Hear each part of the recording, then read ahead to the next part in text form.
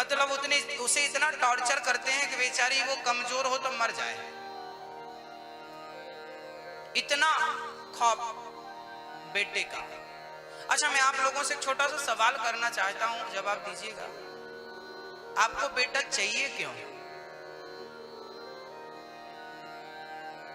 क्या मिलता है बेटे से? ये वही बच्चे हैं ना जो माँ बाप को घर से निकाल देते हैं। हाँ? जिन बच्चों के लिए माँ बाप मंदिर में मत्था पटकते हैं, रोते हैं, वही बच्चे माँ बाप को बड़े होकर घर से निकाल देते। एक बहन मेरे पास आई, रोने लगी, गुरुजी मेरी सास कहती है तू अभागिन है क्योंकि तू मां नहीं बन सकती। बताओ गुरुजी मैं क्या भागिन हूं? मैं उसकी सास के पास गया, मैंने कहा मां क्या बोल रही हो? बोली महाराज जी मेरी बहू अभागिन है। हमने कहा क्यों? बोले इसके बेटा नहीं है। हमने कहा कि यदि बेटा ना होने से कोई अभागिन है तो फिर मीराबाई भी अभागिन है। बताइए क्या मीराबाई के कोई पुत्र था? आपको क्या लगता है? आप लोगों ने अपने माइंड को सेट कर रखा है, बेटा बेटा, बस थिंकिंग बना रखी है, बेटा चाहिए, ना हो तो रोने लग जाते हैं लोग। क्यों चाहिए बेटा? एक पुरुष से हमने पूछा तुम्हें क्यों चाहिए बेटा? अरे महाराज जी हमारा अंतिम संस्कार कौन करेगा? आप कौन लगाए? अरे हमने कहा मर हम लगा देंगे भाई। आजकल जरूरत नहीं पड़ती, मशीन लग गई है, एक तरफ से आदमी डालो दूसरी तरफ से राख निकलती है। कहां तू किस जमाने में जी रहा है? बेटा आग लगाएगा। एक सज्जन बोले गुरुजी हमारा पिंडदान कौन करेगा? चलिए मैं आप उदाहरण देता हूं। क्या मीराबाई के कोई पुत्र था? क्या स्वामी विवेकानंद के कोई पुत्र था? यदि बेटा पाने से लोग महान बनते हैं तो स्वामी विवेकानंद जी का तो कोई बेटा नहीं था, और आज तक हम उनको जानते हैं और आप जानते हैं, उनको फॉलो करते हैं। क्यों? बेटा पाने से कोई महान बनता तो न्यू जलपाईगुड़ी में लगभग सबके पास बेटे, वो महान क्यों नहीं बन गए? वो क्यों नहीं बन गए स्वामी विवेकानंद? जिनको बेटा है आपके नगर में, जिनको माताओं को बेटा है, वो मीरा से आगे क्यों नहीं चली गई? मीरा को तो बेटा नहीं था, आप कह रहे हैं वो अभागिन थी। मेरी माँ, जिनको बेटा नहीं होता वो अभागिन नहीं होते, बल्कि जिनको बेटा होता है और बेटा होने के बाद जो भगवान को भूल जाते हैं वो अभागी और अभागिन होते हैं। जो ईश्वर को भुलाए बैठे हैं वो अभागिन है, वो अभागी हैं। सुना हूं उमाते, ये बात मैं नहीं कह रहा हूं, रामचरितमानस में गोस्वामी जी कह रहे हैं, सुना हूं उमाते लोग अभागी, हरि तज विषय हों अनुरागी। जो भगवान को भूल गए और विषयों का सेवन कर रहे हैं वो अभागी लोग। बेटा बेटी किसी को भाग्यशाली। एक सज्जन बोले महाराज जी हमारा बेटा हमारा नाम करेगा। बेटा किस लिए चाहिए? नाम रोशन करेगा। हमने कहा तू भी अपने बाप का बेटा है, तूने अपने बाप का नाम रोशन किया? जो बेटे से उम्मीद लगाए बैठा है कि बेटा नाम रोशन करेगा। कितनी गलत थिंकिंग हमने पाल रखी, कितनी गलत सोच। हम खुद कुछ करते नहीं और बेटे से उम्मीद लगा के बैठ जाते हमारा बेटा नाम करेगा। तुम क्यों नहीं करते भाई अपना नाम? जो बेटे से उम्मीद है वो आप खुद क्यों नहीं कर रहे? और बहुओं को टॉर्चर किया जाता है, बेटा नहीं है, बेटा बेटा लाओ। उसके वश में छोड़िए कि खरीद के लाके दे देगी। ये तो विधाता की मर्जी है किसे क्या देना है किसे क्या नहीं देना, ये किसी के वश में नहीं होता। हर चीज विज्ञान ने संभव कर दिखाई, पर कुछ चीजें आज भी ईश्वर ने अपने ही हाथ में ले रखी।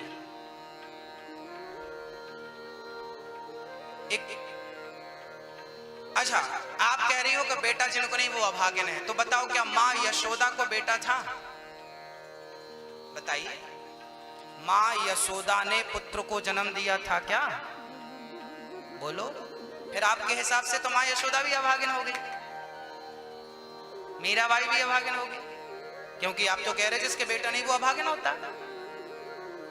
यशोदा माँ ने क्या कृष्ण को जन्म दिया है? नहीं दिया ना, नहीं दिया ना। कृष्ण को पाला है, पुत्र कहा है, खिलाया है, दूध पिलाया, सब किया, मलमूत्र साफ किया, सब कुछ किया, पर जन्म नहीं दिया।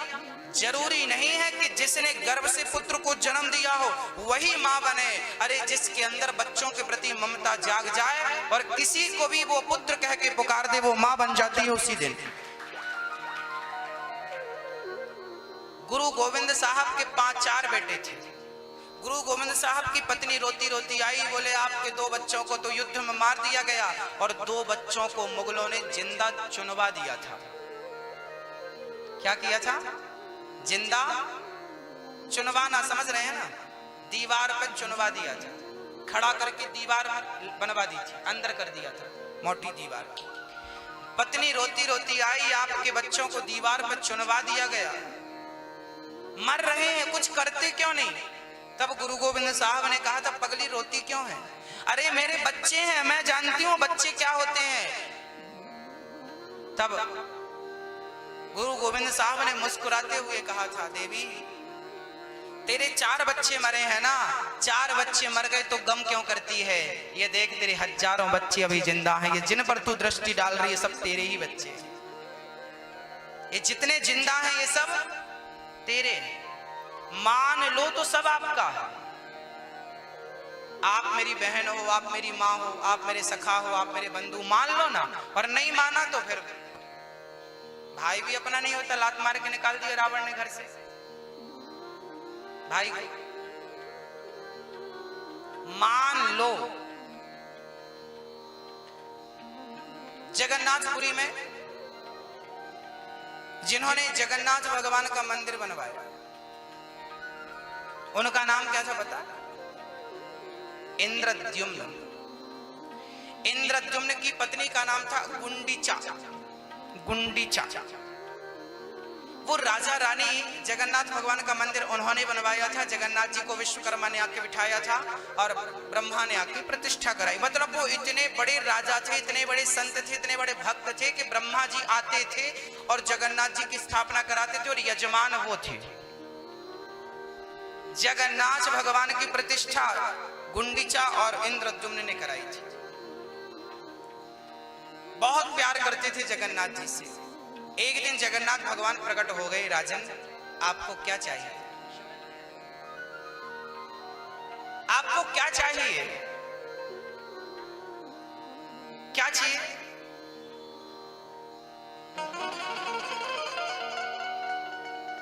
राजा बोले, प्रभु कुछ नहीं, आपका दर्शन हो गया, कुछ नहीं।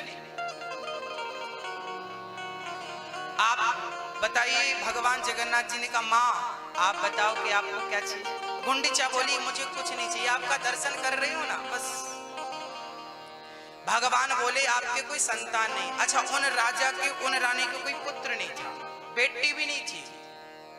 भगवान बोले, मैं आपको पुत्र दे रहा हूं। गुंडीचा रोने लगी, प्रभु आपसे पुत्र मांगा किसने? मुझे पुत्र चाहिए ही नहीं। क्यों? हर स्त्री मां बनना चाहती, आप पुत्र क्यों नहीं चाहती हो? गुंडीचा ने कहा, जिसका पुत्र हो, जिसके पुत्र हो उसे क्या करना, और अति आवश्यकता नहीं, मेरे हैं। भगवान बोले, जहां तक मुझे खबर है कि आपके तो कुछ नहीं, मैं आपकी भाग्य की रेखाएं भी, ब्रह्मा जी ने आपको पुत्र दिया ही नहीं। गुंडीचा बोली, प्रभु अब कहा तो कहा, आगे मत कहना कि मेरी कोई संतान नहीं। क्यों? गुंडीचा ने कहा, मेरे 3 बच्चे हैं, 2 बेटे 1 बेटी। भगवान बोले, मुझे तो खबर है कि कुछ नहीं है, आप कह रही हो है, क्या नाम है उनका? तब कहा गुंडीचा ने कि मेरे बड़े पुत्र का नाम बलभद्र है, छोटे पुत्र का नाम जगन्नाथ है और मेरी बेटी का नाम सुभद्रा है। तुम तीनों मेरे ही बच्चे हो। जिसे लोग जगन्नाथ कहते हैं उसे गुंडीचा अपना बेटा कहते हैं। मान लिया भगवान को तो भगवान भी पुत्र। भगवान बोले, आपने मुझे बेटा कहा। आज भी जगन्नाथ भगवान, श्राद्ध पक्ष आने वाला है, आज भी जगन्नाथ भगवान के हाथों से गुंडीचा और इंद्रद्युम्न का आज भी पिंडदान किया जाता है, श्राद्ध किया जाता है। भगवान का स्पर्श करा के पंडित जी करते हैं। आपका बेटा कितने साल तक गया में श्राद्ध करेगा, पिंडदान कितने वर्ष करेगा? पर जगन्नाथ जी आज तक कर रहे हैं। ये दुनिया के पुत्र आपको क्या देंगे? भगवान को अपना बना लो, वो देंगे जिसकी कल्पना नहीं किया। भगवान को अपना बेटा बना लीजिए ना, भगवान को अपना गुरु बना लीजिए ना, भगवान को अपना भाई बना। द्रौपदी ने भगवान को क्या बनाया बताइए भाई? गोपियों ने भगवान को क्या बनाया? पति। ग्वाल वालों ने कृष्ण को क्या बनाया? सखा। यशोदा ने क्या बनाया? बेटा। जाकी रही भावना जैसी, प्रभु मूरत देखी तिन कैसी। भगवान वही है, वस्तु वही है, बस उसको देखने वाले अपना अपना नजरिया बना ले कि तुम्हें किस रूप में देखना है। भगवान ही आपके सब कुछ हैं, उन्हें पाने ये तन मिला है। बेटी बेटा के चक्कर में मत उलझो, उससे भी आगे कुछ है।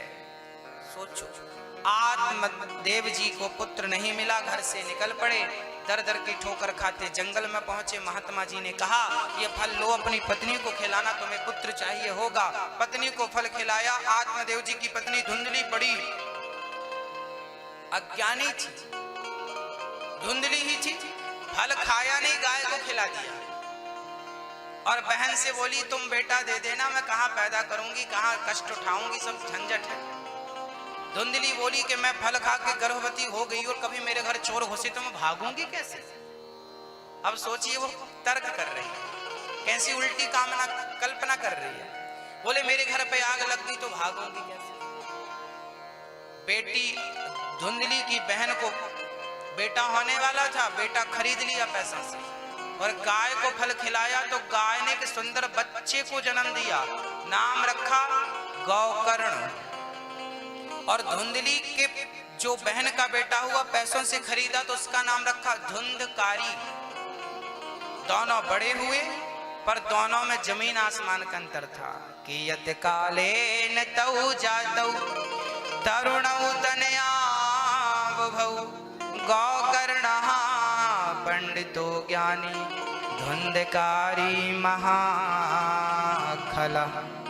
धुंधकारी बड़ा दुष्ट निकला, माँ को मारता, पिता को। एक दिन पिता के पास चला गया, पिताजी पैसा निकालो। पिता ने कहा बेटा सारा तो तूने गवा दिया, उड़ा दिया जुए और शराब में, कहाँ बचा है? अच्छा असत्य बोल रहे हो। पिता को लाठी उठाई और गांव के में सबके बीच में मारा। बेटे ने मारना शुरू कर दिया। पिता चिल्लाने लगे वाह विधाता, जब बेटा नहीं था तो भी रोना पड़ा, और बेटा मिल गया तो भी रोना पड़ा। जरूरी नहीं है कि बेटा मिलने के बाद आपका रोना बंद हो जाए। उन्हीं का रोना बंद हुआ है जो गोविंद की शरण में चले गए। नहीं, आपको अपार संपदा मिल जाए संसार की तो भी जरूरी नहीं है कि आपकी टेंशन चिंताएं समाप्त हो जाए।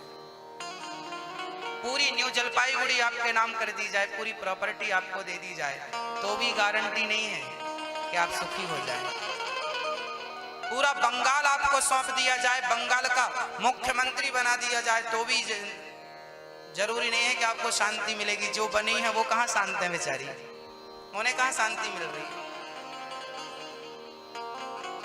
पूरी दौलत आपकी झोली पे, एक कल्पना, एक समझिएगा, पूरी दौलत आपको मिल जाए, आपकी झोली पे आ जाए, तो गारंटी इस बात की कि आपको सुख मिलेगा? है कोई गारंटी? ना। इसलिए कामनाओं के गुलाम मत बनो, कामनाओं के पीछे मत भागो। कामनाएं कभी पूरी नहीं होती, याद रखना। एक होती है जरूरत, एक होती है इच्छा। समझिए, जरूरत और इच्छा का अंतर समझा रहा हूं। जरूरत है हमारी रोटी, कपड़ा और मकान और शिक्षा। ये चार चीजें हमारी क्या है? ये हमारी जरूरत है। रोटी, कपड़ा, मकान और शिक्षा हमारी जरूरत है। ये है जरूरत। और इच्छाएं, हमारा बंगला हो, हमारी गाड़ी हो, हमारा नाम हो, हमारा पद हो, ये क्या है? ये इच्छाएं हैं। जरूरतें पूरी हो सकती हैं पर इच्छाएं कभी पूरी नहीं होंगी। कभी कभी पूरी दौलत आपकी झोली पे आ जाए तो, पूरा मुल्क, पूरा भारत आपके नाम कर दिया जाए तो भी नहीं होगी। इसलिए जरूरत के मुताबिक जिंदगी जीनी चाहिए, इच्छाओं के मुताबिक जिंदगी नहीं जीनी चाहिए। इच्छाओं के गुलाम मत बनिए, इच्छाएं परेशान करेंगी। इंद्र को भी इच्छाएं परेशान करती हैं। इंद्र को परेशान करी थी तब तो स्वर्ग का राजा यहाँ मृत्यु लोक में आया था।